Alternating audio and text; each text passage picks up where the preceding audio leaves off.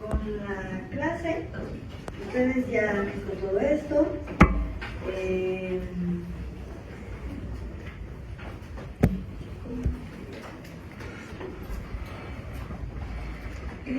Cristian.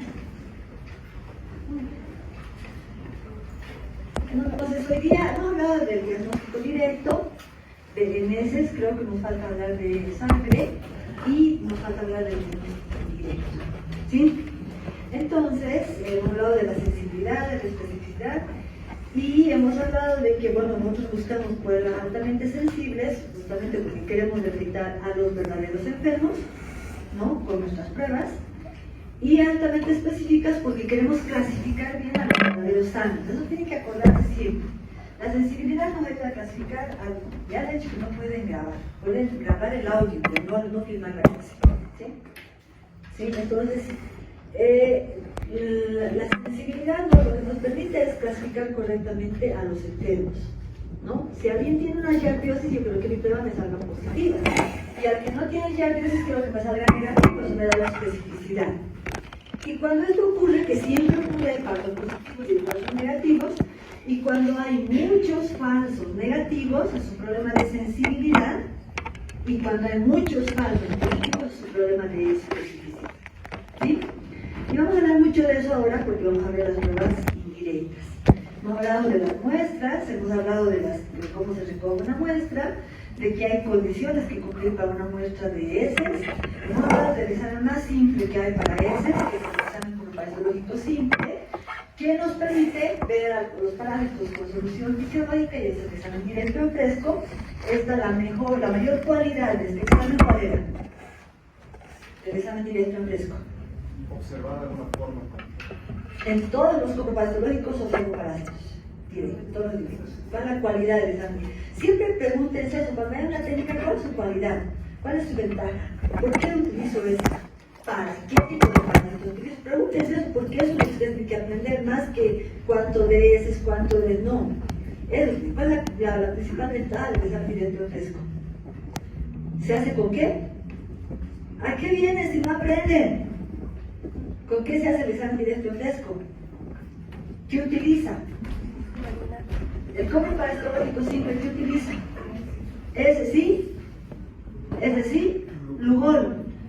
El examen directo en fresco, ¿qué utiliza? Ese sí. Perder su tiempo, muchachos, realmente. Y solución fisiológica. Solo solución fisiológica. ¿Por qué no le ponemos ningún aditivo más? Porque la idea de este examen es ver parásitos vivos y móviles. Entonces me sirve específicamente para conocer parásitos vivos y parásitos móviles. ¿Sí? Fíjense, el examen directo en fresco no me permite colorear ni contrastar a los parásitos. El examen cromatológico simple sí, porque se utiliza el Lugol.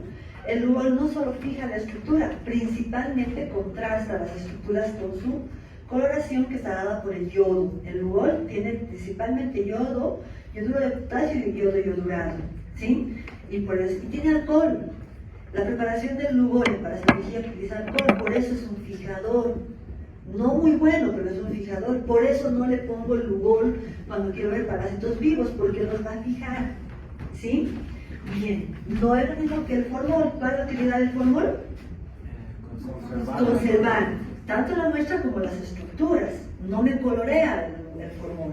¿Sí? El Lugol principalmente colorea. También fija un poquito, pero principalmente colorea. ¿Sí? Entonces, si yo quiero ver cosas vivas, no le puedo poner ni formol ni Lugol. ¿Sí? Entonces, hemos dicho que esta técnica es poco sensible, por lo tanto, cuando es poco sensible, ¿qué va a tener mucho? ¿Dónde va a estar el error? Si es poco sensible, va a tener falsos negativos. ¿Qué es un falso negativo? Un enfermo que su resultado va a salir negativo. Muchachos, eso es lo que les vamos a preguntar. Así que si ustedes están pensando que cuánto de ese se le pone, no, porque ustedes están en la técnica. Y eso es para los laboratoristas, no para ustedes. ¿Sí? Entonces, y el problema de esto es que tiene baja sensibilidad. Su especificidad no es mala. Ningún examen directo tiene mala especificidad. Pero recuerden que veo al parásito. ¿Sí? Entonces, el problema de las pruebas directas está en su sensibilidad. Y esta tiene muy mala sensibilidad. Ah, el informe del campo. Sobre el modelo. Sí, pero no me acuerdo cuánto de video no es. Yo le he hecho que les iba a decir ahorita. Gracias. ¿Sí? Entonces, esa es su desventaja. ¿Cuál es su ventaja? De este examen compasiológico simple, ¿cuál es su ventaja? Es accesible, miren la palabra que yo utilizo, es accesible. Pero lo puedo hacer en cualquier lugar donde yo tengo un microscopio. ¿No ven? Incluso no tengo el lujo que preparan los parasitólogos. Voy a una farmacia y compro yodo. ¿O no? Y lo juego con eso. Y me contando, no tengo el cubre objetos. El doctor Martínez que hacía, raspaba del scotch la goma y ponía eso con eso. Fíjense lo accesible, o sea, puedo hacerlo en cualquier lugar. No necesito equipo, no necesito reactivos. Esa es su ventaja. Pero como tiene esta desventaja, ¿cómo puedo mejorar el diagnóstico con esto? Ya pues, todo esto ya le he dicho, ¿cómo puedo mejorar? Con una, no con una serie de caras, está por ahí. ¿Cómo puedo mejorar? No, pero ha venido la anterior clase. No va a necesitarlo. ¿Cómo puedo mejorar? ¿Cómo puedo mejorar? Exámenes seriados. ¿Qué es un examen seriado? ¿Qué es un examen seriado? Tal vez, ¿no? No cada cierto tiempo. ¿Qué es un examen seriado? Hacen varias pruebas. ¿A qué vienen a la clase? A firmarme, llevarse una foto de mi cara y luego ver el espanto que les va a dar cuando vayan a la práctica, a dar el examen. Seguramente para motivarse a estudiar ponen ahí mi foto. Ay, bueno, yo creo, ¿no? O si no escuchan mi alarmante voz y dicen, ay, no lo escucharé. ¿Sí? Me imagino. Todo esto yo ya les he dicho. Un examen seriado puede utilizar 3, 5, 7 muestras. Es repetir la muestra día con día. ¿Sí? Y si no he encontrado hoy, mañana encuentro. Quiere decir que en una muestra no he encontrado, pero en 2 muestras sí. He mejorado que con 2 muestras he detectado al enfermo, ¿verdad? Entonces, ¿qué he mejorado? La sensibilidad. ¿Sí? La sensibilidad. Pero la especificidad no, porque si me da negativo, estoy detectando el viral sano. Sí, pero las pruebas directas tienen buena especificidad, pero pueden tener problemas de sensibilidad. Mejorar la sensibilidad con métodos de concentración, ¿verdad? Y hemos hablado de varios métodos de concentración y sus fundamentos, que eso sí tienen que recordarlos. ¿Sí? Y no me trae el doctor Martínez mi molde de Catocats, que no sé si tiene bien, 37.6, pero va a traer y ahorita vamos a ver. ¿Sí? Bien. Entonces también hemos dicho que las muestras de ese se pueden colorear, ¿no? Se pueden colorear cuando el lugol, la solución fisiológica, todas las técnicas que hacen de concentración, formol gasolina, lumbreras, la técnica de Berman, todas se hacen preparaciones húmedas. Pongo las heces y pongo algo húmedo. Pongo el cubre objetos para observar, para que no choque con el microscopio, son preparaciones húmedas, ¿sí? Pero ya cuando hago una coloración definitiva son preparaciones secas, se llaman así secas, ¿sí? Y son muy buenas las coloraciones porque me permiten determinar estructuras más finas de los parásitos y puedo ver cómo es su cromatina, cómo es su núcleo, incluso el color de los parásitos me puede definir algunas cosas, ¿sí?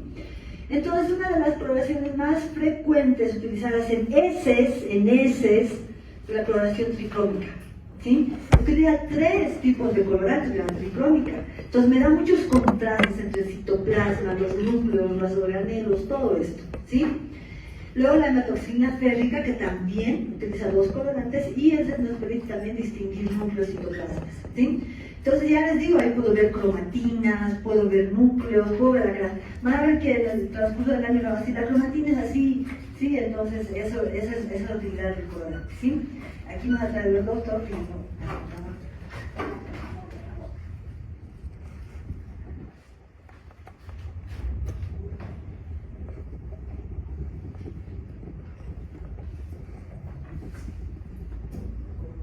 veo. Ya veo la Biblia. ¿Quién tiene buena vista? Hay una que dice 46. 41,7 Ya, 41,7 ¿qué? miligramos. Miligramos. Este huequito, todos los de edad van a ver bien. ¿Ven? Este es el molde del CatoCats. Tiene un hueco al centro, ¿ven? En ese hueco se ponen las heces. ¿Ese hueco cuántos heces tiene? 41,7 miligramos. 41,7 miligramos, es nada. Pero hace un flotis con eso. Por eso yo les decía, si en una técnica, aquí está el CatoCats, ¿no ven? Entonces ahí está el palito, con estos raspas, con estos rellenas el huequito y pones exacto, fíjense que está dice 41.7. No es 41.5 ni 41.8, es 41.7 porque tienes que poner al ras. ¿Sí? Entonces, si yo pongo en esta técnica 41.7 miligramos en este hueco y aquí puedo poner 3, 4 gramos de heces, ¿cuál es más sensible? La técnica de lumbreras o la técnica de sedimentación simple. ¿Por qué? Por una simple lógica. Este está utilizando mucha mayor cantidad de muestra que este. Por eso la técnica de CatoCats no se hace de inicio. No digo, yo tengo Cato, mi hospital hace CatoCats y yo le voy a pedir CatoCats a mis pacientes. No, primero porque solo sirve para el lintus. Porque aquí no voy a ver en este noticioso los protozarios que son pequeños. Y la segunda es que utiliza muy poca muestra. Entonces, ¿cuándo le pido un CatoCats a un paciente? Cuando ya he corroborado el diagnóstico. Ya sé que tiene ascaris, ya sé que tiene fasciola hepática, ya sé que tiene esquistosoma Manzoni. Quiero cuantificar la cantidad de huevos que hay, la cantidad de parásitos que hay en el intestino o en el hábitat, y en función a eso, decir, ¿no? La infección es leve, moderada o severa. Si uno es alto directo, es posible que no lo detecte, ¿no? Entre las dos técnicas, la que mejor sensibilidad tiene es lógicamente esta, porque utiliza mayor cantidad de muestra, ¿no? Entonces les quería mostrar, porque creo que la otra vez me equivoqué, he dicho gramos, pero no, utiliza miligramos de ese. Ni siquiera un gramo llega a utilizar, es muy poquita la cantidad de muestra, ustedes están viendo, ¿sí? Bien, entonces estábamos en los colorantes, ¿sí? Luego, estos nos pueden teñir a los trombocoditos, se sirve muy bien para ver eso. Y una otra coloración especial es la coloración de Cien-Nielsen modificada. Ustedes van a ver en microbiología que se utiliza la coloración de Cien-Nielsen para colorear al bacilo de la tuberculosis. Es un bacilo ácido alcohol resistente. La coloración Cien-Nielsen tiene esta característica. Puede penetrar estas paredes resistentes a la decoloración con el alcohol, ¿no? Resistente a la decoloración con el alcohol ácido, o sea, todas las estructuras de otras bacterias y parásitos se decoloran. Si yo lo tiño, se decoloran con el alcohol ácido. Pero hay algunos microorganismos que resisten esta decoloración, por eso se llaman bacilos ácido alcohol resistentes, ¿sí? Su pared es la resistente, ¿sí? Entonces, esta coloración es especial para este bacilo, pero también hay algunos parásitos, principalmente estos parásitos que son Cryptosporidium, Cyclospora, Isospora, ¿no? Que son parásitos muy pequeñitos en las heces, que no se los puede diferenciar fácilmente, pero tienen esa característica de resistir la decoloración con el alcohol ácido. Entonces, se utiliza esta coloración y se la modificada, porque ustedes van a ver que para la bacterioscopía se utiliza el calor, se pone debajo de la placa y se pone un vapor, 2 vapores, los que han llevado microbiología se deben acordar, 3 vapores. Entonces dice, el primer vapor abre las membranas, el segundo hace que el colorante penetre, el tercero hace que se cierren las membranas. Nosotros en parasitología utilizamos una fórmula modificada que no utiliza calor, simplemente tiempo, lo dejamos más tiempo, media hora lo dejamos con el colorante, ¿sí? Y utiliza lo mismo, fíjense, esta es la coloración tricrómica, ¿no? O la hematoxilina férrica tricrómica, ¿sí? Fíjense cómo se han tenido los glóbulos rojos, cómo se han tenido los núcleos, aquí lo mismo, fíjense, esto es un núcleo con su cromatina. Aquí fíjense el núcleo, cromatina, glóbulo rojo, o sea, le da mayor contraste que el rubor no da esa calidad de contraste. Y esta es la coloración de 100 Nielsen modificada. Utiliza también fucsina fenicada. Sí, la fucsina fenicada tiñe todo tiñe, todas las bacterias, todo lo que pueda estar, en este caso en heces, ¿no? Le ponemos el alcohol ácido y lo que no resiste se decolora. Y en este caso nuestros gliptosporidios mantienen el color porque son resistentes, ¿sí? Luego le ponemos azul de metileno o verde de malaquita, como en este caso, y contrasta el verde de malaquita, ¿sí? Y con fucsina se quedan teñidos nuestros parásitos. Es muy útil para los coccidios, ¿no? Estos ustedes ya saben por la primera clase que gliptosporidios, ciclospora son coccidios, y estos son coccidios intestinales. Sirve para todos estos coccidios la coloración de 100 Nielsen modificada. Luego, para parásitos tisulares, también cuando yo, por ejemplo, veo una carne, un músculo de cerdo, puedo diagnosticar directamente en el tejido los cisticercos. Van a ver en la siguiente clase justamente aquello. Luego, por ejemplo, esto se puede obtener después de una cirugía hepática, una cirugía abdominal, una cirugía de diferentes lugares donde crecen estos quistes, llaman quistes hidatíricos. Podemos sacar y directamente verificar si corresponden a los quistes hidátides de un parásito que se llama Echinococcus granulosus, ¿sí? Luego podemos hacer biopsias, ¿no? Pero ustedes me dirán, tengo que saber de dónde voy a cortar, ¿no? Específicamente una parte del músculo, una parte del tejido, para saber y ver qué voy a encontrar. Esta es una biopsia de músculo donde se ha encontrado Trichinella spiralis. Trichinella causa la triquinosis, ¿sí? Entonces ya saben que triquinosis no es sinónimo de cisticercosis, ¿sí? Son dos parásitos diferentes. La trichinella es parasita en el músculo y no es macroscópico. Los cisticercos sí. Ustedes van y de repente se comen en un lugar agachadito un asadito de chancho que no está bien cocido, parten y pueden ver el cisticerco macroscópicamente, ¿sí? Pero Trichinella spiralis se ve solamente a la microscopía, no se puede detectar cortando la carne del músculo. Y luego dice examen directo en fresco, entonces ¿qué utilizará? Ya les he dicho, no me responden, están listos. Solución fisiológica. Todos los exámenes directo en fresco, no solamente los de heces, todos utilizan solo solución fisiológica. Examen directo en fresco de líquidos o similares. Esto, por ejemplo, es fluido vaginal, ¿no? El fluido de secreción vaginal. Entonces, si le pongo una gotita de solución fisiológica, yo puedo ver a los trofozoitos de tricomonas vaginales moviéndose. Esa es la utilidad del examen directo en fresco. Los voy a ver moviéndose con sus flagelos, ¿sí? Entonces, aquí está. Esta es una célula del epitelio de la mucosa vaginal. Y ahí está tricomonas vaginales. No se ve muy bien aquí, pero se ve bien cuando está moviendo, ¿sí? Aquí sí se ve su flagelito. Sí, se ve sus flagelitos ahí, ¿sí? Bien. Exámenes directos para parásitos hemofisulares. No, la más frecuente, la más utilizada en parasitología de los exámenes para parásitos, si son hemotisulares, ¿dónde estarán? En la sangre y tejidos, ¿no? Hay parásitos que inicialmente están en la sangre y luego pasan a los tejidos. Y hay parásitos que están preferentemente en la sangre, ¿sí? Entonces, para esto sirven los exámenes que hacemos en la sangre periférica, ¿sí? Este se llama examen de gota gruesa y extendido sanguíneo o frotis. O sea, el extendido sanguíneo son dos pruebas en una sola. Gota gruesa y frotis o extendido sanguíneo, ¿sí? Normalmente se utiliza de elección para el diagnóstico de la malaria en nuestro país y en el mundo entero, pero nos sirve para la detección de otros parásitos hemotisulares también, ¿sí? Fíjense, no necesita ser una muestra de punción venosa, con una punción capilar es suficiente, porque saco una gran gota de sangre para la gota gruesa, por eso es una gran gota, y una gota que es un tercio de esta gota para el frotis, ¿sí?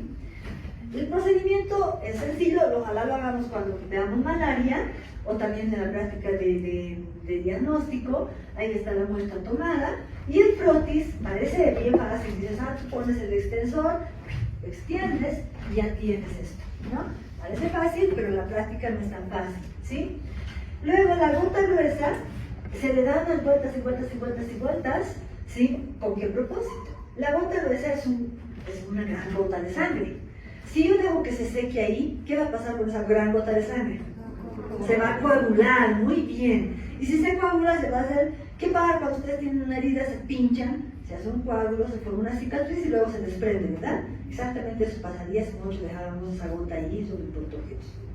Al procesar, al teñir, al lavar, se va a ir la gota gruesa, ¿sí? Entonces, ¿por qué agarro el portogeos y doy vueltas y vueltas sobre la gota gruesa? Porque al hacer esto rompo la red de fibrina, porque es la red que se encarga de la coagulación, que se forma por uso de la coagulación. Entonces rompo esa red de fibrina y es una sangre ya no coagulada, es una sangre extendida pero en varias capas, ¿sí? La punción es venosa, capilar, ¿sí? Es fácil, ahora incluso hay dispositivos para hacer la punción, y luego de que seca esta muestra, ustedes me dirán, ¿por qué he hecho una gran gota bien oscura y una lámina fina de sangre? Porque tienen diferentes propósitos. La gota gruesa es una técnica de concentración, porque tiene por lo menos 10 capas de sangre, está concentrando las capas de sangre en un solo lugar. En cambio, el frotis no es una técnica de concentración porque es una capa fina. ¿Dónde tendré más posibilidades de encontrar el parásito? ¿En la gota gruesa o en el frotis? En la gota gruesa. Porque si es una técnica de concentración, tiene mejor sensibilidad que el frotis, ¿verdad? ¿Sí? Entonces ustedes me dirán, ¿y para qué hace frotis? ¿Sí? Hago el frotis porque en el frotis se van a mantener las estructuras de los glóbulos rojos, blancos y de los parásitos tal cual, porque no he destruido, no he movido, no he hecho nada, si están tal cual. Por lo tanto, en la gota, en el frotis, tengo más posibilidades de encontrar al parásito así con sus formas, con sus colores, con sus tamaños, y por lo tanto mejora la especificidad. El frotis mejora la especificidad. La gota de esa mejora la sensibilidad y el frotis mejora la especificidad. Entonces tenemos una técnica, el frotis, la gota gruesa, altamente sensible y con buena especificidad, ¿sí? Entonces, ahora, si yo tiñera la gota gruesa, ¿no? Ahí está la gota gruesa, así, tal cual, después de que la tiñera así, yo solo vería glóbulos rojos y glóbulos blancos apelotonados unos sobre otros, ¿o no? Vería un grupo de sangre, ¿sí? Entonces, ¿qué hago para no ver ese apelotonamiento de sangre? ¿Sí? El primer paso es sacarle la hemoglobina a los glóbulos rojos. Y sacar la hemoglobina que está aquí en la parte superior derecha, de mi derecha, ¿sí? Se hace con agua. Se pone la gota gruesa al agua y el agua, por tensión, va a arrastrar la hemoglobina hacia el agua, pero no es que los glóbulos rojos se van. Pero como la muestra está seca, lo que hace es arrastrar la hemoglobina y los glóbulos rojos se quedan. ¿Quién le da color a los glóbulos rojos? Entonces los glóbulos rojos se van a quedar, pero no se van a poder teñir porque ya no tienen hemoglobina. Entonces ahora sí voy a poder ver todas las capas de sangre una sobre la otra sin que estén coloreadas, ¿sí? Entonces no hago eso con el frotis porque después tengo que verlo intacto, ¿verdad? Una vez que seca, recién fijo todo en alcohol, frotis y gota gruesa, y luego coloreo con una coloración panóptica, ¿no? Y que es principalmente esta, que se llama Giemsa. ¿Por qué se llama panóptica? Porque utiliza dos tipos de colorantes. Un colorante que tiñe los núcleos y otro colorante que tiñe los citoplasmas. O sea, un colorante que es ácido, que va a ir a teñir las estructuras de los citoplasmas, y un colorante que es básico, que va a ir a teñir las estructuras del núcleo, porque en el núcleo hay bastante ácido, ¿no? Entonces hay unión de ácido con base y se colorean, ¿sí? Entonces no les voy a dar la cantidad, no me interesa que sepan qué tipo de colorantes son, ¿sí? Luego se mira al microscopio y esto es lo que tengo que ver. ¿Qué será esto? ¿Frotis o gota gruesa? ¿Y esto? ¿Aquí hay glóbulos rojos? Hay, pero no se colorean. ¿Aquí hay glóbulos rojos? Ahí están coloreados, ¿se dan cuenta? Ahora, si yo estuviera coloreado, fíjense los glóbulos blancos cómo están apelotonados. Así verían los glóbulos rojos, no se daría nada. Recuerden que son de mayor cantidad, ¿no? Por eso hago el frotis, extiendo para que sea fino y vean, son los mismos parásitos, todos son para mi parásito predilecto, mi hijo predilecto, ya no se acuerdan. No, malaria es último. El del Chagas, el Trypanosoma cruzi. Este es Trypanosoma cruzi. Y aquí también hay hartos Trypanosomas. ¿Se dan cuenta? Esta es la gran muestra de que esta mejora la sensibilidad, porque está concentrando los parásitos, mejora la especificidad, porque estoy viendo con su flagelo, su núcleo, su kinetoplasto, fíjense su forma. Ahí no puedo distinguir bien aquello, pero sí puedo ver muchos. Por eso hago los dos. Pregunta de examen. ¿Sí? Otro método que también es de concentración se llama micrométodo, para muestras de sangre es el micrométodo, ¿sí? El micrométodo consiste en tomar una buena cantidad de muestra, ¿sí? Se origina en un método que se llama método de Struth. Struth es el apellido de la persona que ha ingeniado este método. ¿Qué hacía Struth? Struth toma una muestra, 5 o 10 ml, y la pone en un tubo. Entonces, cuando centrifuga, ustedes conocen una centrífuga, ¿verdad? Y la centrífuga te permite sedimentar los elementos formes y quedarnos con el plasma o el suero, dependiendo si hayan utilizado anticoagulante, ¿sí? Entonces, al centrifugar se forma esto que se llama Bofficott. Por eso también se llama la técnica del Bofficott, ¿sí? En el Bofficott, de la interfase entre glóbulos rojos y plasma, se encuentran los glóbulos blancos y las plaquetas, que son en menor cantidad, ¿verdad? Los parásitos, ¿dónde están? Si yo tuviera parásitos en sangre, que no están dentro del glóbulo rojo, esto sirve para el Trypanosoma cruzi, que no está dentro del glóbulo rojo, los parásitos se sitúan en el Bofficott, entre los glóbulos blancos y las plaquetas.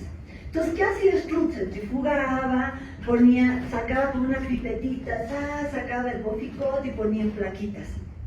El problema era que se utiliza mucho para el diagnóstico de Chagas agudo. Y el Chagas agudo se diagnostica más en niños y en neonatos.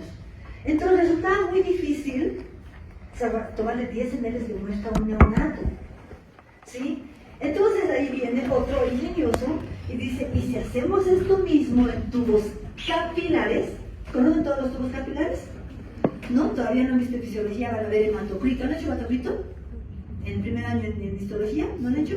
El hematocrito es una técnica que te sirve para ver la cantidad de glóbulos rojos, el porcentaje de glóbulos rojos que tenemos en sangre, ¿no? Hacen lo mismo, pero en un pequeño tubito que es este, y luego mides, dice 50% de glóbulos rojos, porque mides el total y calculas con una tablilla, ¿sí? Lo mismo se hace para la enfermedad de Chagas agudo. Fíjense, aquí estamos tomando una muestra, ya es capilar, porque es menor cantidad, en estos pequeños tubos, y luego los centrifugamos en una centrífuga de tubos capilares, ¿sí?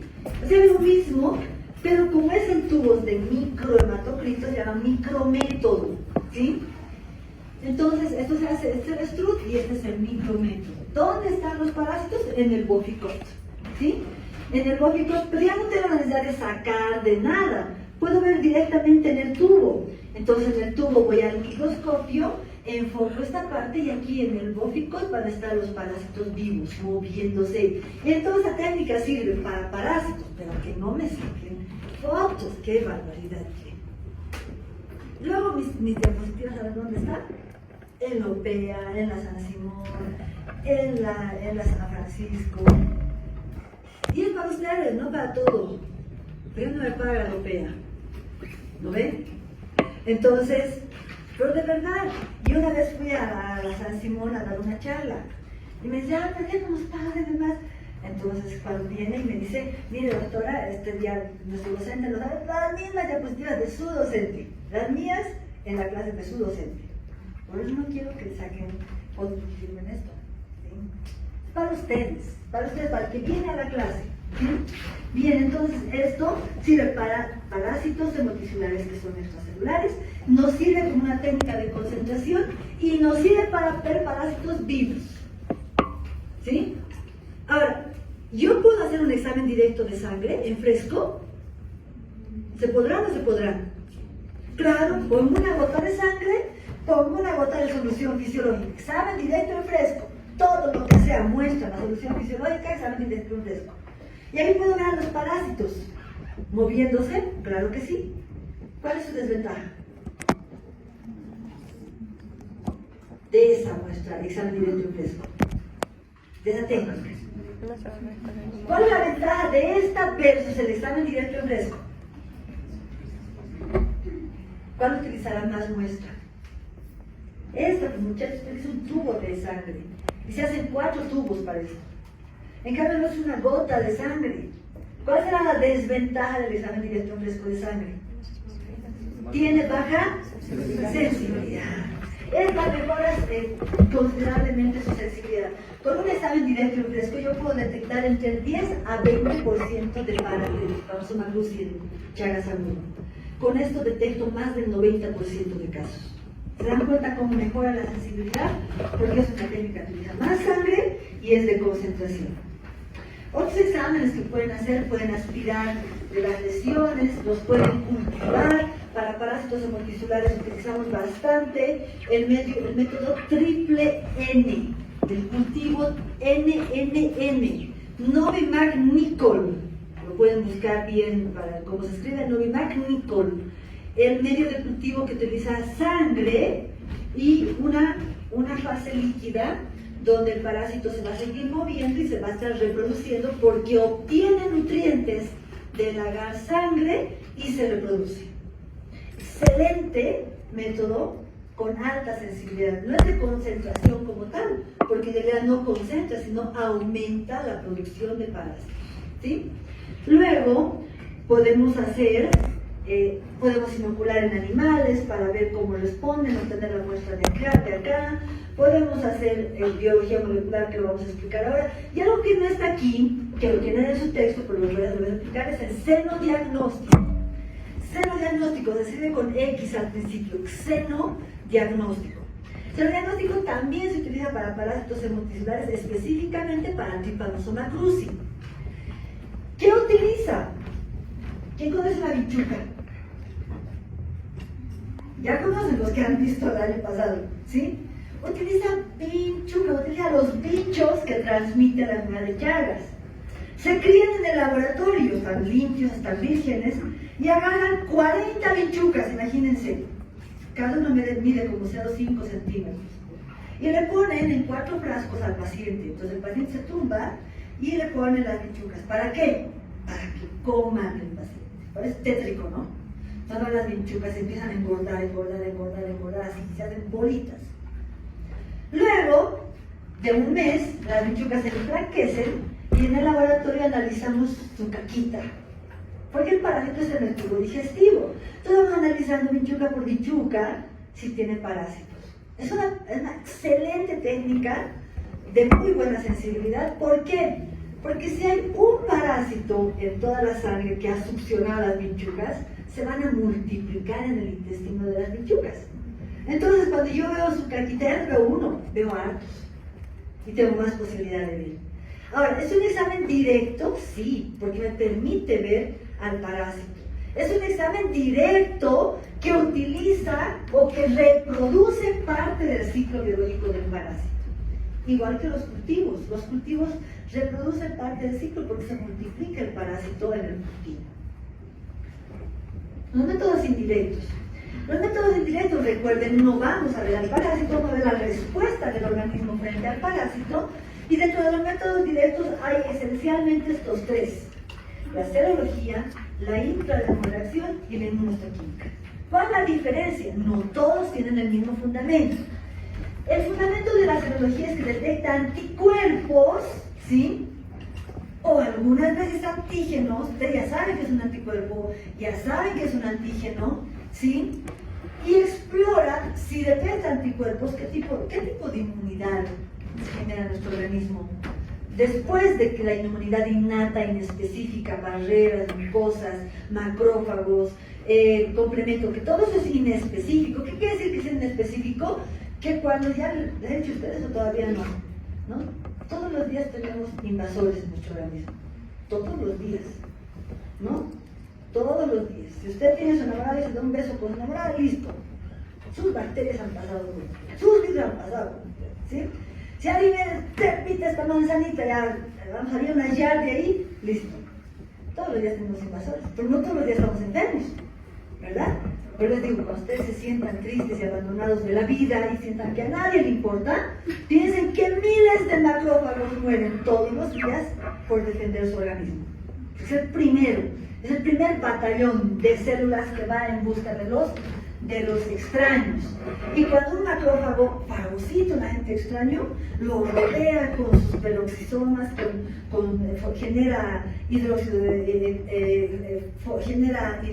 genera una serie de moléculas que provocan que la célula estalle. Y estalla por su bien, porque sabe que va a estallar junto con la mutación. Pero es una respuesta plenamente inespecífica. Sea una bacteria, sea un virus, sea un parásito, el macrófago hace lo mismo. ¿Sí? Y va a seguir haciendo lo mismo.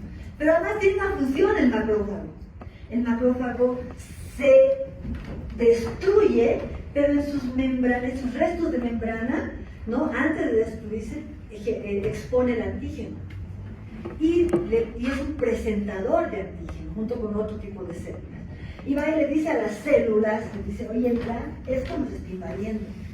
Entonces, cuando ya los linfocitos, estimulados por los macrófagos y el complemento y otro tipo de respuestas, reconocen eso, su respuesta ya no es inespecífica, ¿no? El macrófago le dice, ¿sabes qué? El linfocito nos está atacando, es como que yo soy el macrófago, ¿no? No puedo hacer yo nada, pero voy a decir, chicos, estamos en huelga y nos van a venir a atacar los de Europea. Y los de Europea son altos, ¿no? Tienen barba, ¿no? Van a venir de negro, ¿no? Entonces ustedes están así, alto, no estén alto, de negro no está de rojo, sí, entonces van a alto, de barba, negro, entonces ¿qué van a hacer? Van a empezar a atacar, ¿no? Pero no van a atacarle al de rojo, no van a atacarle al chaparro, ¿no ven? Su respuesta es específica. Entonces usted está caminando por la vida alto, de barba, de negro, y lo reconoce. Y dice, haz del perro. ¿No es? Es del perro. ¿No es? Eso hacen las células. Es una respuesta específica. Entonces decimos, nuestras células están sensibilizadas. ¿No? Están sensibilizadas. Ustedes creen que una vez han metido la mano en el juego, la siguiente lo van a volver, han tocado algo que piensan que no van a volver a tocar. No, están sensibilizados. Así están nuestras células. La ventaja es que nuestras células están sensibilizadas para responder, ¿sí? Pero no hay un clonaje de células sensibilizadas que se pueden acabar. Entonces, como la naturaleza es tan sabia, las células, los linfocitos B, le cuentan a los linfocitos T, le cuentan a los linfocitos B y le dicen, ¿sabes qué? Hay algo que nos ataca. Y que es alto, de negro y de barba. Entonces, el linfocito B, con esa memoria, se transforma en un mastocito, ¿no? En una célula plasmática que va a empezar a generar proteínas específicas contra ese alto de barba y de negro. ¿Sí? ¿Qué se llaman esas proteínas? Anticuerpos. Entonces, la primera respuesta específica es la respuesta celular y la segunda es la respuesta humoral, la que es mediada por los anticuerpos es humoral. Entonces, si la serología detecta anticuerpos en contra de antígenos, ¿qué explora? La respuesta humoral. ¿Sí? Ahora, fíjense la encadrenación. Explora, dice, la inmunidad celular mediante la respuesta tisular secundaria a la administración de un antígeno. Yo le administro un antígeno en el brazo al paciente, el antígeno ha entrado, pero si mis células tienen memoria de ese antígeno, dicen, ah, caramba, alto de barba y vestido de negro, este ya lo conozco. Y empieza a pensar, ¿de dónde? Ah, de Europea. ¿Sí? Entonces va y dice, a ti te conozco y no te voy a dejar seguir. Y lo ataca. Entonces, Esa explora la inmunidad celular, pero retardada, porque no es ya, tiene que recordar. Entonces no es ese momento que reacciona, tiene que pasar 48 horas para que haya una reacción, ¿sí? Entonces esto explora la inmunidad celular. La inmunohistoquímica, en cambio, se hace en tejidos. Tomo una muestra de hígado, de mucosa vaginal, etcétera, ¿sí? Y entonces, sobre esto pongo ciertos colorantes, ¿no? Esa histopatología, y en esta se marcan los anticuerpos, o sea, el anticuerpo del tejido lo marcan. Entonces, hay una reacción antígeno-anticuerpo, pero detecto anticuerpos en el tejido. En cambio, en el otro caso, en la serología detecto anticuerpos circulantes, ¿sí? Muy poco hacemos para parasitología y inmunohistoquímica, más se hace para virus, ¿sí? Entonces, la serología es la investigación de las reacciones basadas en las reacciones antígeno-anticuerpo y se hace in vitro. ¿Qué quiere decir in vitro? Que yo tengo que tomar una muestra de sangre, llevarla al laboratorio y hacer en tubitos, en plaquitas, en todas estas cosas, ¿sí? Se hace fuera. Entonces consiste en buscar anticuerpos de los pacientes en sangre circulante, puede ser en el suelo, puede ser en plasma. ¿Ustedes saben la diferencia entre el suelo y el plasma? No saben nada.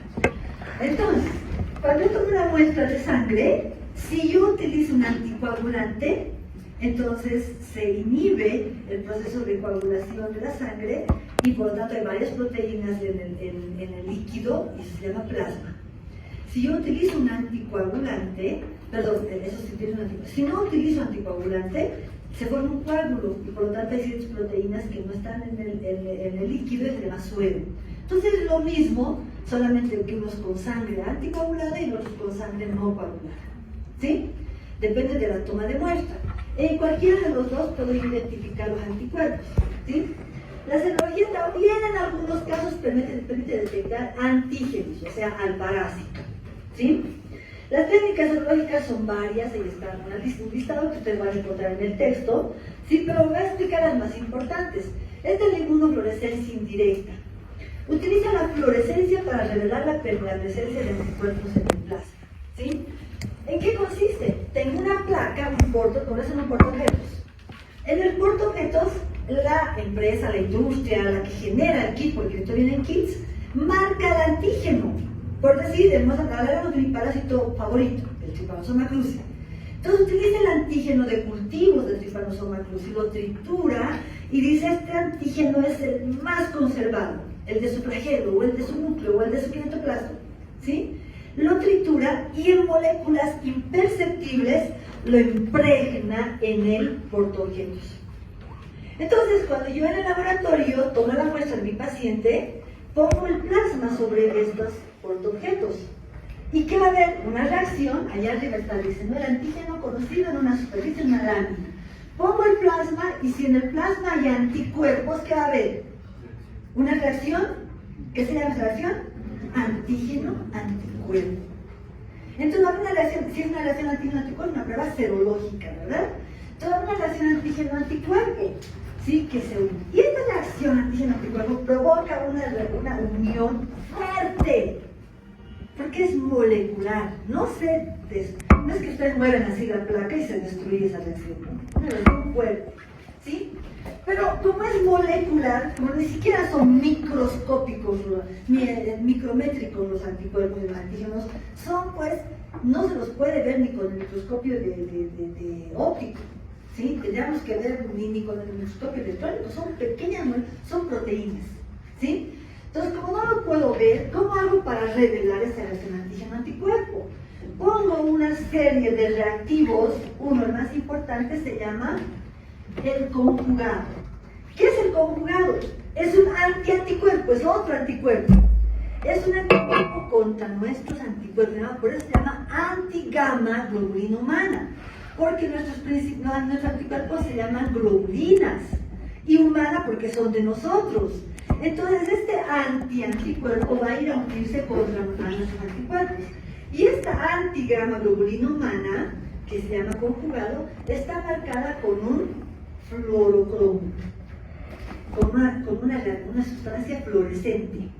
Entonces, cuando pongo esto, pongo unos reactivos, como vamos a entrar en el detalle, si hay esta reacción, se desprende la fluorescencia. Entonces, ¿qué voy a ver yo en el microscopio de fluorescencia? Fluorescencia.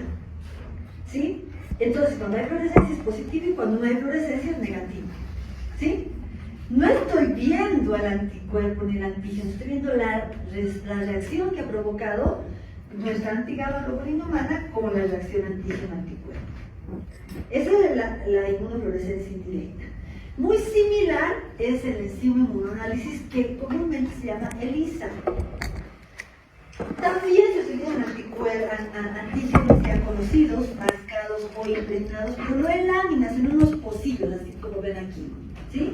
En el pocillo, dice, el antígeno está adherido a la microplaca o al pocillo. En ese se coloca lo mismo el suero. Si en el suero están los anticuerpos, va a haber la reacción antígeno-anticuerpo. Fuerte, que no se ve. Y es tan fuerte que yo normalmente boto el plasma, lavo, golpeo la placa y no se va. ¿Sí? Pero no se ve. No se ve. Entonces, ¿cómo hago para ver? Lo mismo, pongo una antigama globulina humana, pero esta vez marcada con una enzima. La otra marcada con un fluorocromo. Aquí está marcada con una enzima colorimétrica. Entonces, cuando hay la reacción antígeno-anticuerpo, tenemos otra imagen aquí, fíjense, lo de abajo, antígeno, el rojo, anticuerpo contra el antígeno. Si es Trypanosoma cruzi, el anticuerpo es un anti-Trypanosoma cruzi. El medio lila con sus bolitas, la antigama globulina humana que se va a unir a nuestros anticuerpos. Entonces, esta reacción va a provocar que se desprenda la enzima y genere un color. Entonces genera este color. Cuando hay color, que ha activado la enzima, es positiva, y cuando no, es negativa. Fíjense, aquí está lo mismo, y aquí está como se ve. Todos los amarillos serán positivos, y todos los transparentes serán negativos. Pero como mi ojo puede jugar una mala pasada, yo normalmente debería medir eso en un lector de color, en un lector de la intensidad de color. ¿Sí? Por eso es más difícil. Ahora, ¿cuál es el problema de estas pruebas indirectas? Yo tengo a Trypanosoma cruzi, su antígeno está aquí marcada en mi placa, pero, y mi cuerpo ha generado anticuerpos contra Trypanosoma cruzi. Pero, ¿qué pasa? Trypanosoma cruzi tiene sus hermanos, tiene sus primos cercanos, por ejemplo, Leishmania. Si ustedes lo ven al microscopio, se parecen. Entonces, no solo se parecen morfológicamente, también se parecen en su constitución antigénica. Entonces, yo he tenido leishmaniasis, mi cuerpo ha reconocido al parásito y ha generado anticuerpos contra la leishmania. Esta prueba quiere detectar a Trypanosoma cruzi. Mis anticuerpos contra la leishmania van y dicen, este sí, este no, se parece. Es como que viene alguien y dice, sí, es alto, tiene barba, pero su capa no es negra, es medio marengo. Creo que debe ser, entonces lo ataca. Esa se llama reacción cruzada. ¿Sí? Y miren, yo no he tenido enfermedad de Chagas, no tengo anticuerpos contra el Trypanosoma cruzi, pero la prueba, ¿qué va a salir? ¿Positiva o negativa? Positiva. Eso es un falso positivo o un falso negativo. Falso positivo, a consecuencia de una reacción cruzada. ¿Qué está mal en esa técnica? ¿La sensibilidad o la especificidad? La especificidad, porque ha clasificado mal al sano. Al sano le ha dado resultado positivo. Por eso, este es el principal problema de las pruebas serológicas, de las pruebas indirectas. Su especificidad. Generan reacciones cruzadas. Entonces, por eso es que la norma dice que usted tiene que hacer 2 pruebas diferentes. Porque no podemos, imagínense, el VIH solo se diagnostica con este tipo de pruebas. Imagínense decirle a alguien que no tiene VIH, decirle que sí tiene, con una sola prueba. Eso es un error garrafal, ¿verdad? Por eso, dice, ¿y qué pasa? Ustedes ya deberían preguntar, ¿y qué pasa, doctora, si una me dice positivo y la otra me dice negativo? Hago una tercera para descartar, ¿sí? Descarto con una tercera la discordancia. Entonces, eso se utiliza tanto para virus, para parásitos, para bacterias. ¿Sí? Este es otro tipo de pruebas de diagnóstico indirecto, se llama inmunocromatografía. Es el mismo fundamento que el ELISA. En el papel que ustedes ven aquí, ahí están impregnados los antígenos. Pongo la sangre que está aquí abajo, la sangre corre, la sangre de anticuerpos, entonces hay un antígeno-anticuerpo y se desprende el color. Todos conocen esto porque alguna vez les han hecho cuando tenían COVID, se parece mucho a la prueba de embarazo, es muy fácil de hacer, tiene su ventaja de que se puede hacer en el campo, se puede hacer, lo puede hacer una persona sin mucha instrucción, no necesita equipo, no necesita lector, no necesita nada, pero tiene una gran desventaja, tiene bajas sensibilidades y bajas especificidades, por eso nunca se hace solito, siempre se debe hacer acompañado de una segunda prueba que puede ser ELISA, IFI, hemagglutinación indirecta, etc. Y todos alguna vez nos han hecho esta prueba de COVID, ¿no? Fíjense, tal vez un test de embarazo, ¿sí? Siempre hay una línea que se marca, porque la línea de control, que te dice si está funcionando bien el taco, y la otra la línea de test, que es la que te dice si está positivo o negativo. Y esta es la intradermoreacción o la indagación de la inmunidad celular. Esta es una prueba in vivo. ¿Qué quiere decir in vivo? ¿Qué se hace sobre el mismo paciente? No se toma una muestra. Fíjense, está inoculando una pequeña cantidad de antígeno. Ustedes dirán, pero doctora, le va a provocar una enfermedad si le está metiendo al agresor, ¿sí? Pero este antígeno está atenuado. Lo hemos atenuado ya sea con sustancias químicas, con calor, con temperatura, etc. O sea, es el antígeno medio muerto. Es como que yo trajera al alto de barba, con su capa negra, ¿sí? Pero traigo así medio drogo. Entonces no nos va a hacer nada, puede entrar, ¿no? Ahí va a estar. ¿Sí? Ah, pero usted lo va a reconocer. Va a decir, ese es, sí, ese es, ¿sí? Lo va a reconocer y va a generar una reacción, entonces eso hace.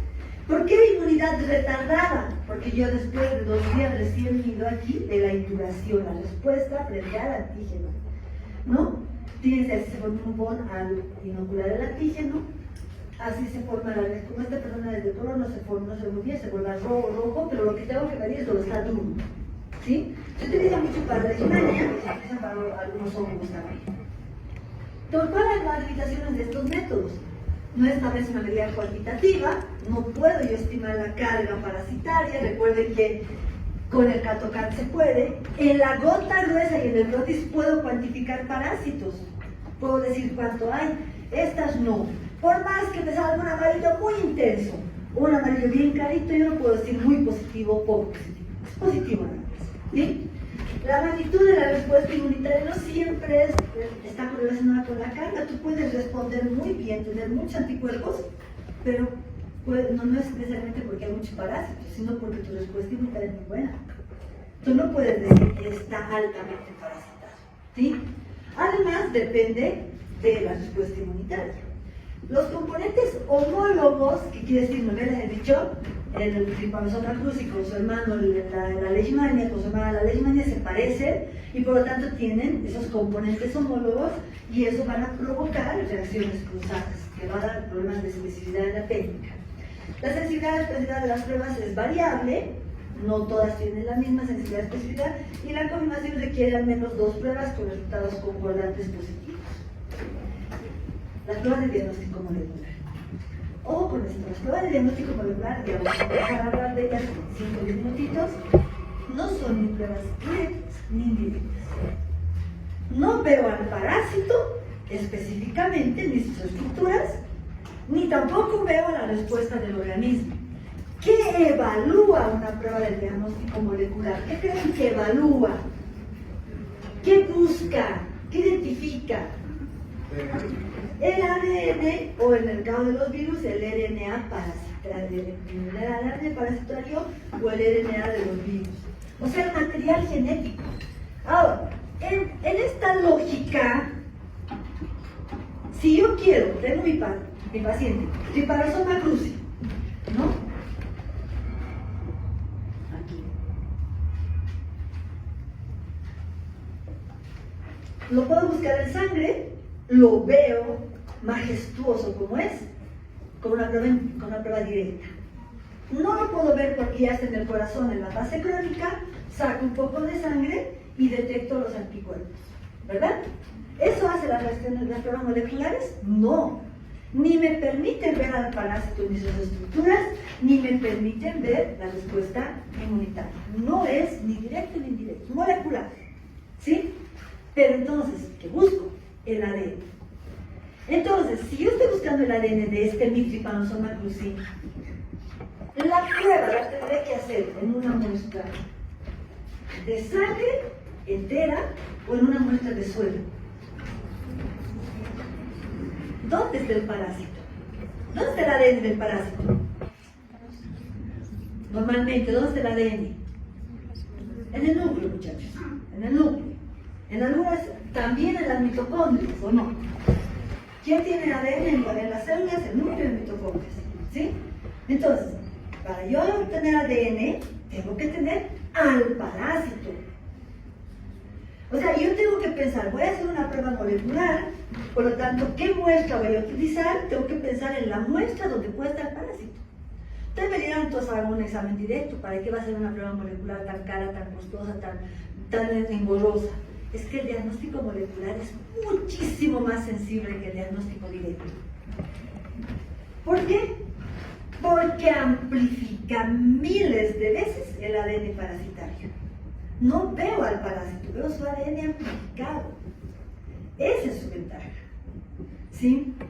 Entonces, yo tengo un parásito en 5 ml de sangre, ¿lo voy a ver ni con el Strub ni con la Arsenodiano? No lo voy a ver. ¿Sí? Entonces, pero si le hago una PCR a esa muestra de 5 ml, un parásito, ADN se amplifica. Eso sí lo voy a detectar. ¿Sí?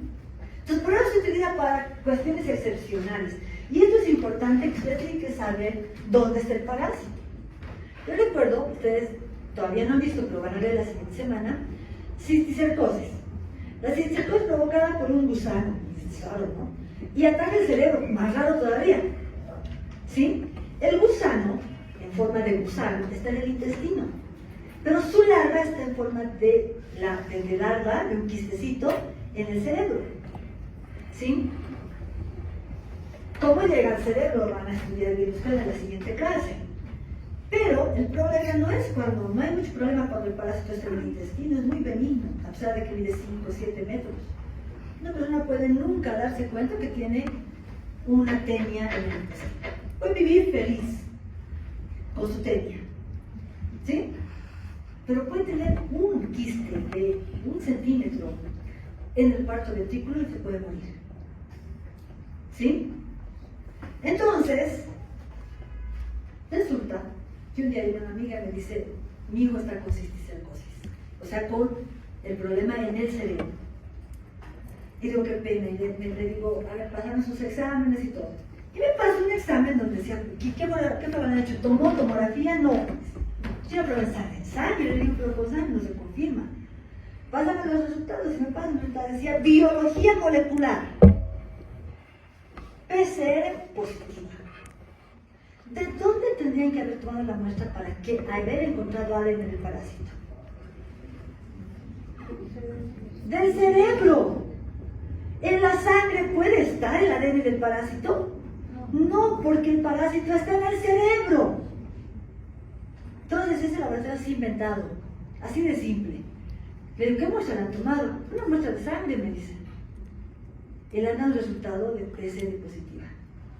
Entonces su médico habitual, no, tienes cisticercosis, hay que hacer una serie de exámenes, que no sé qué. Se dan cuenta, yo ahí digo, mis estudiantes que se hacen tomar el pelo con los laboratoristas, porque no saben el fundamento y porque no saben dónde está el parásito. Pues solo le creen, ¿no? ¿Y cuántas tomadas de pelo pasan por no conocerlo? ¿Sí? Por no conocerlo. A mí no me toman el pelo. Cuando me dicen, quiero ver.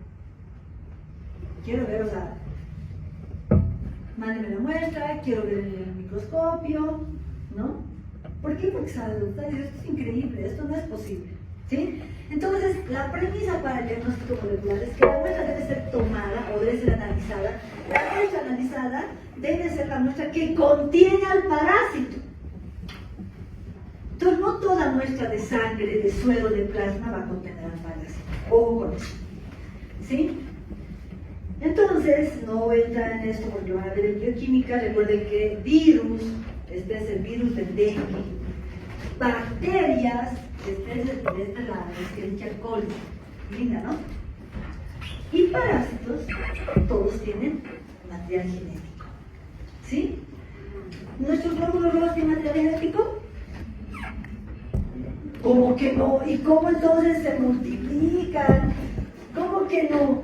No tendrán membrana nuclear, pero claro que tienen núcleo, tienen ADN y RNA que está disperso por todo el citoplasma. ¿Sí? Pero claro que tienen ADN. ¿Nuestros glóbulos blancos tienen ADN? Claro. ¿Sí? ¿Nuestras células epiteliales tienen ADN? Claro. Entonces, si yo, por ejemplo, voy a extraer una muestra de sangre, en la sangre hay glóbulos rojos, hay plaquetas, hay glóbulos blancos, hay los parásitos, y de repente, incluso en mi jeringa, había un honguito que estaba contaminando. Entonces la muestra tiene todas las posibles muestras de ADN, ¿no? Este es mi parásito favorito, y este tiene ADN nuclear, este es su núcleo, y tiene ADN mitocondrial. Esta cosa que ustedes ven aquí es la mitocondria. Ustedes dirán, ¡qué increíble! ¿En histología han visto células donde es mitocondria así tan grande? No, pero este parásito les va a mostrar con toda libertad su mitocondria. ¿Y por qué se ve al microscopio? Porque tiene mucho ADN. Y esta mitocondria es clave para nosotros los parasitólogos para detectar secuencias alteradas, resistencia al medicamento, de variedad genética, etc. ¿Sí? Entonces, no voy a hablar de esto porque esto lo van a ver en bioquímica, ¿no? Hablo muy intenso, cuando solo me dan molecular aquí, yo les doy solamente esto, ¿sí? Entonces, ¿el paciente tiene o no tiene una infección? La pregunta es, ¿cuál es el agente infeccioso? ¿Por qué lo debo tratar? Entonces necesito yo hacer un examen, ¿no? Ahora, vamos a pasar esto, ¿sí?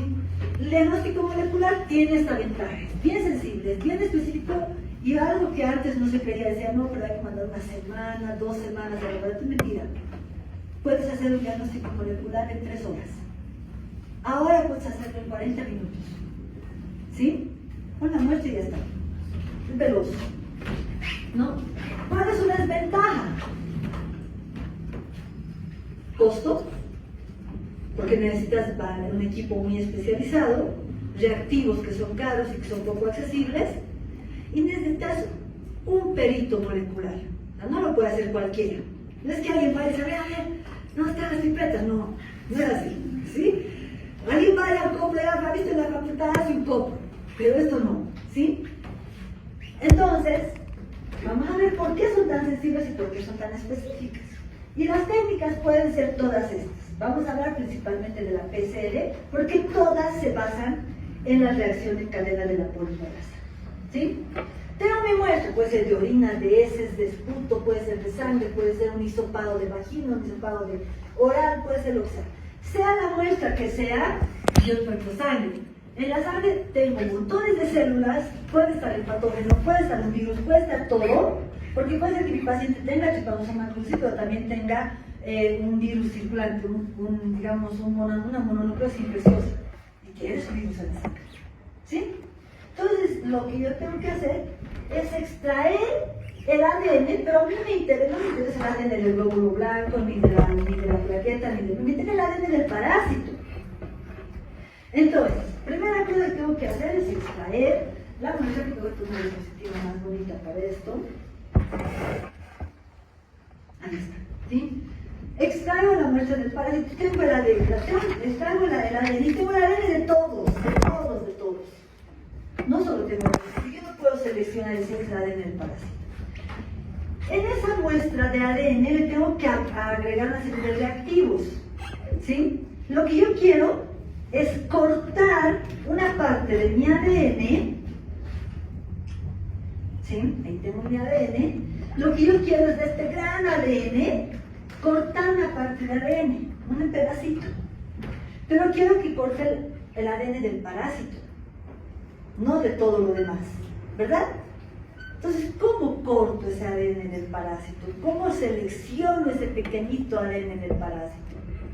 El ADN es una doble cadena, ¿verdad? Entonces, lo primero que tengo que hacer es separar esa doble cadena. Separarla. ¿Sí? Una vez que separo, utilizo algo que se llama primers o arrancadores o cebadores. ¿Qué es un primer? Un arrancador o un cebador. Es algo que yo diseño en el laboratorio y digo, el ADN de mi parásito tiene esta secuencia. Adenina, guanina, citosina, tiene esta secuencia. Pero yo voy a cortar un pedacito y voy a diseñar un primer que se una a un pedacito. Y a partir de eso se empiece a ensamblar el ADN.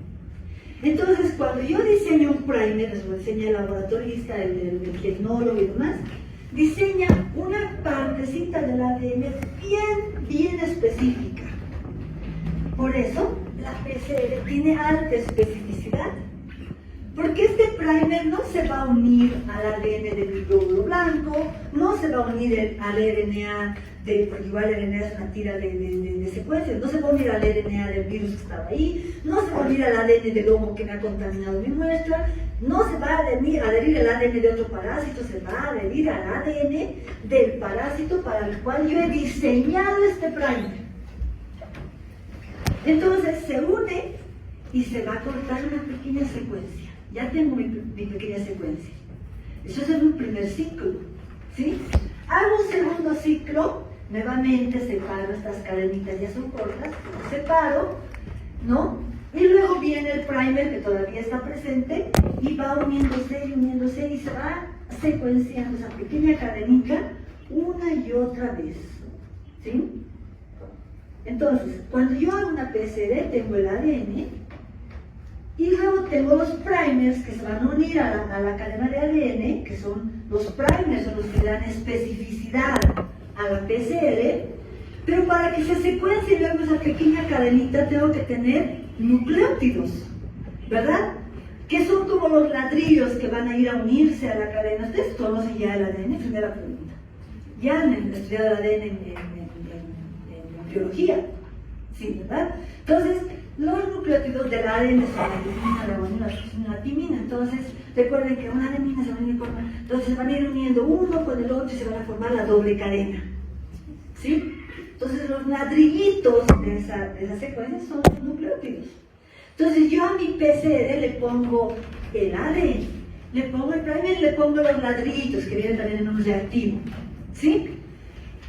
Pero para que se una el primer y luego se empiece a secuenciar esa cadenita, necesitamos una enzima. Y esta es la clave. La enzima es la TAC polimerasa. Es una enzima que tiene una cualidad. Es una enzima que se activa a altas temperaturas. Entonces, aquí juega un rol muy importante la temperatura. ¿Sí? Y aquí está. El primer momento se llama desnaturalización del ADN. O sea, que yo quiero separar las dos cadenas de ADN. Para eso, la temperatura tiene que subir por encima de los 90 grados, 96 normalmente. Subo a 96 grados la temperatura y recién se desprenden las dos cadenas del ADN. Y se desprende. ¿Sí? He desnaturalizado el ADN.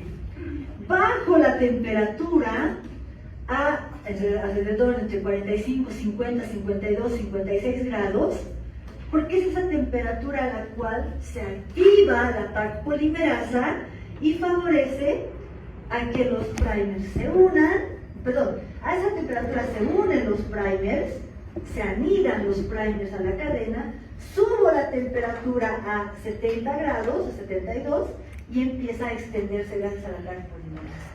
¿Quién favorece que cada ladrillito, ¿no? Que la adenina se una con la citosina, con la timina, que la guanina, que se unan y se hagan parejitas, es la TAC polimerasa. Entonces yo debo activarla a más de 70 grados. ¿Sí?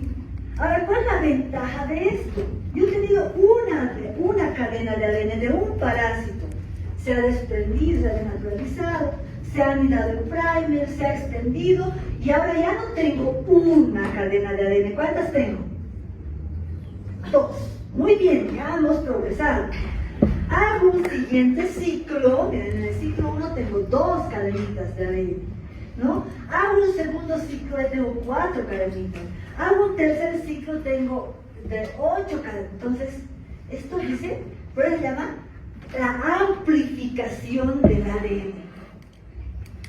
Tenía una cadena de ADN, ahora tengo varias pequeñas cadenitas, miles de cadenitas de ADN. Eso le da sensibilidad a la técnica. ¿Qué le da la especificidad? El primer. ¿Qué le da la sensibilidad? La amplificación de miles de veces de las cadenas de ADN. ¿Sí? Entonces,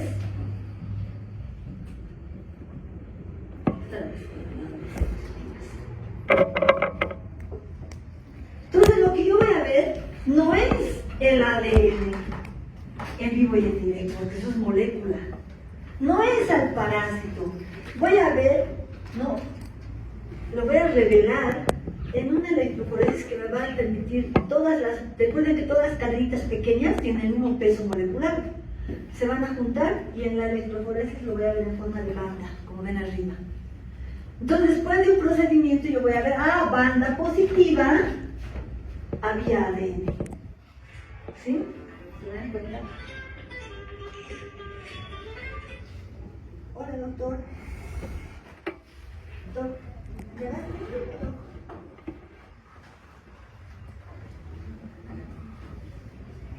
Termino mi clase en unos 5 minutos y vuelvo.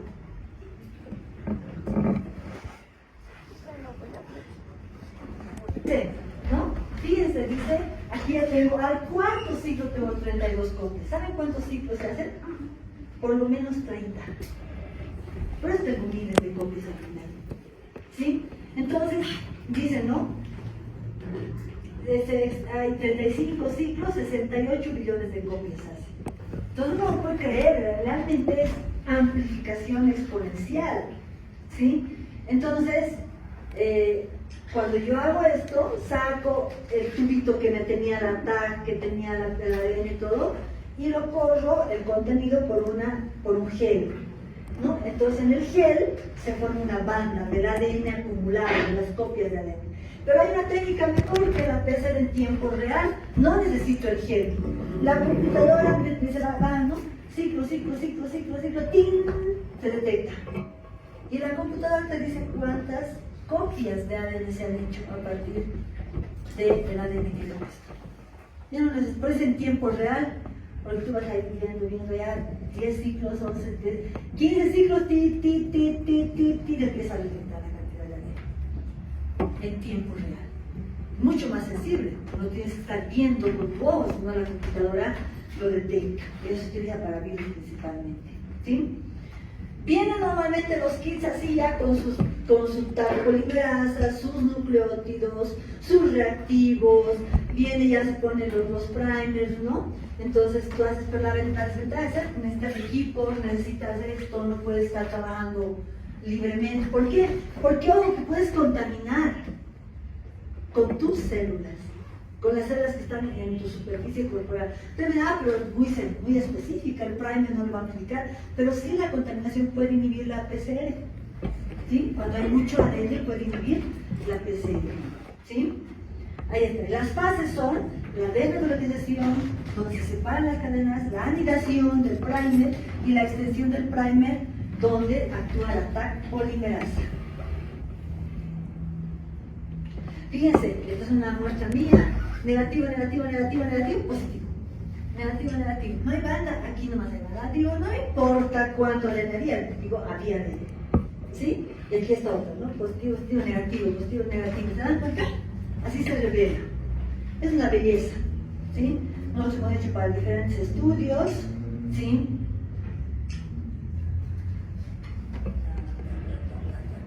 ¿Por qué? Tienen el problema, ¿no?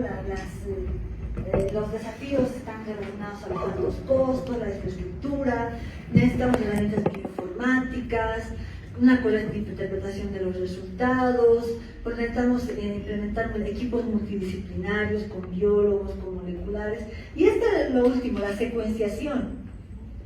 Entonces, hace lo mismo que va a hacer en tiempo real, pero ¿qué te dice la máquina? Que se ha unido una timina, una guanina, una timina, una guanina, que te va diciendo, qué maravilloso, o sea, dices, lo que le he puesto de ladrillo, te va diciendo timina, guanina, timina.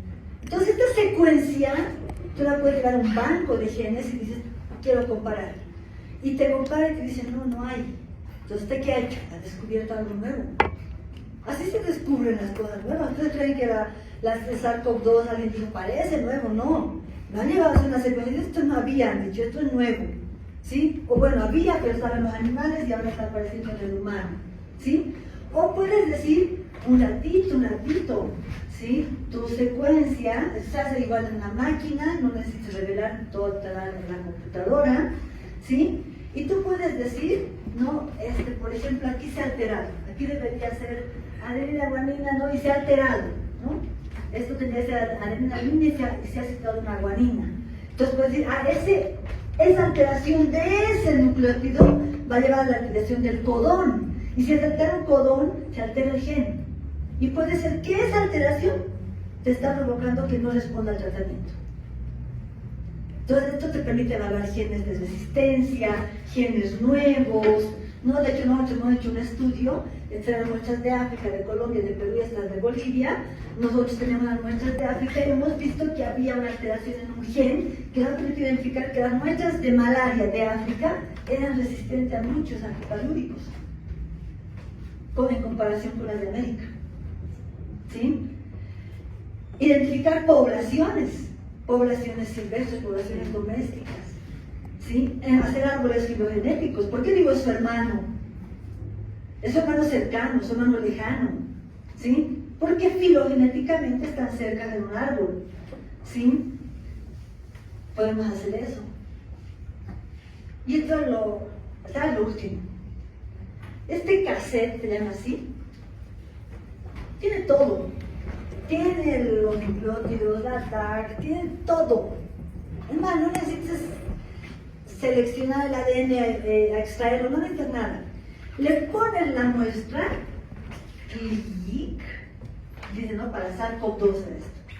Le pones a la máquina y tú te vas feliz y contento a tomar tu café y en 40 minutos te dice si es positivo o negativo. Ya hay ADN o ADN. Se llama GenExpert. Y cuando hubo la pandemia, todo el mundo estaba emocionado con el GenExpert y todo. Y a mí me llamaba hasta el alcalde de La Paz, que era Revilla, que no me caía además. Y me decía, no, porque yo como lectores éramos muy requeridos en ese momento. Y decía, licenciado, ¿qué se dijo? Decía, ¿usted cree que a Bolivia le va a llegar esto? Seguro China ya acaparó todos los cassettes que ha podido producir la fábrica. ¿Para qué va a comprar el equipo si no va a tener el cassette? Primera cosa. Segunda cosa, ¿usted cree que cuesta $5 como dice el costo en las publicaciones? $5 le cuesta al fabricante. A nosotros nos iba a costar $50 con el envío cada cassette. No es sostenible. Ahora ustedes dirán, ay, qué pena, nosotros los bolivianos no tenemos esta tecnología. Mentira, sí tenemos. Sí hemos hecho esto para SARS-CoV-2, pero no porque hemos comprado los equipos, sino porque ya teníamos para 2 enfermedades, para el VIH y para tuberculosis. Nosotros utilizamos esta tecnología para detectar carga viral de VIH y para detectar resistencia a algunos antibacterianos, antituberculosos. Sí tenemos. Pero la ventaja es que como se produce mucho nos cuesta poco, no como cuando hay una emergencia, ¿no? Y eso es una maravilla. Esta es una belleza, yo lo he probado con TB, con VIH, también con SARS-CoV-2. Es una belleza, no necesitas ni siquiera un laboratorio de gran tecnología. Un laboratorio donde tu equipo está bien puesto, sin variación eléctrica ni nada, ¿sí? Ahora, fíjense esto. Cultivo, les he hecho el cultivo triple. Pruebas indirectas como la IFI, el ELISA, no vamos a hablar de zonas, y la PCR, vamos a comparar, o sea, no son las pruebas indirectas versus la biología molecular. Para ciertos parámetros, en rapidez el cultivo lento necesita por lo menos 10 días para ser positivo. Rápido, y relativamente rápido, depende de la tecnología que tengas. ¿Sí? En sensibilidad, el cultivo bien sensible, relativo, depende mucho del ojo del laboratorista. Fíjense, baja en la serología y muy alta en la PCR. Tiene mejor sensibilidad. Y la especificidad lo mismo, ¿no? Aquí yo le pondría una cruz más a sensibilidad, y así la especificidad sí es baja en la serología. Tiene reacciones cruzadas, no se olviden, ¿no? La especificidad es buena en el cultivo, es muy buena, y la facilidad, fácil, esta es una estufa, relativamente fácil, yo diría menos fácil porque necesitas un microscopio, necesitas un lector, y relativamente menos fácil la PCR porque necesitas equipos. Ahí evalúas, dices, ¿qué puedo utilizar? Siempre la PCR es la mejor opción, no necesariamente, ¿verdad? El diagnóstico molecular tiene la ventaja de que es rápido, las técnicas están estandarizadas y automatizadas, o sea, ni siquiera necesitas tú ponerla a punto. ¿Sí? Son de utilidad para microorganismos de difícil diagnóstico, tienen muy buena sensibilidad, muy buena especificidad, se utilizan para investigación. Las limitaciones, ¿pueden haber falsos positivos? Claro que sí. Si en el laboratorio yo trabajo con TQC, puedo contaminar mis materiales, mis muestras, ¿verdad? Y hay falsos positivos. ¿Pueden haber falsos negativos? Claro que sí. Porque puedo yo no haber hecho una buena extracción de ADN y puedo poner materiales que inhiben la PCR. Tiene mayor costo relativamente y requiere experiencia especial del operador y no permite observar formas parasitarias. No es técnica de diagnóstico directo, tampoco indirecto. ¿Sí? Esto ya les he dicho, ya les he explicado, les he dicho de qué depende y obviamente les doy gracias por la atención. Hasta la siguiente oportunidad. ¿De qué? El estereomicroscopio, que una de estas técnicas se utiliza para ver estructuras macroscópicas. Por ejemplo, en el examen directo, al tamizar yo puedo encontrar algo, un gusano, digamos, ¿no? Voy al estéreo y veo el gusano, no como antes, ¿sí?